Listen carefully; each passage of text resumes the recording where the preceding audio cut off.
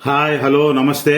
రేయ్, కడుపులో బిడ్డ ఆడపిల్లని తెలిసి ఉంచాలా ఊడ్చాలని ఆలోచిస్తుంటే పుడతామో సస్తామో తెలియని పరిస్థితుల్లో ఎలాగోలా పుట్టేసి పెరిగేసి ఎదిగేస్తున్న టైంలో తను పుట్టింది తన కోసం కాదు, ఎక్కడో పుట్టిన ఒక ఎదవ కోసం అన్న విషయం తెలిసాక అమ్మ నాన్న కలిసి 1/2 కిలో లడ్డూలు 1/2 కిలో చెక్కుడులు పెట్టి దున్నపోతు లాంటి ఓ పెళ్లికూడను తీసుకొచ్చి తల దించుకుని పెళ్లిలో కళ్ళు మూసుకుని శోభనం గదిలో పడుకుంటే గుండెల మీద తాళి బరువు, శరీరం మీద వాడి బరువు మోసి మోసి వాడు వేసిన విత్తనాన్ని 9 నెలలు మోసి మోసి ఓ 12 బిడ్డకు జన్మనిచ్చి ప్రతిరోజు కోడి కంటే ముందు నిద్రలేచి నుదుటిన బొట్టు పెట్టి వాకిట్లో ముగ్గు పెట్టి స్టవ్ మీద గిన్నె పెట్టి అందులో పాలు మరగబెట్టి కాఫీ పొడి టీ పొడి కలిపి పెట్టి పిల్లల నోటికి తిండి పెట్టి వాళ్ళను బడికి వెళ్ళగొట్టి నిన్న ఆఫీసుకు తరిమి కొట్టి ఒక చేత రిమోట్ మరో చేత కత్తిపేట పట్టుకుని ఛానల్స్ మార్చి కూరగాయలు తరిగి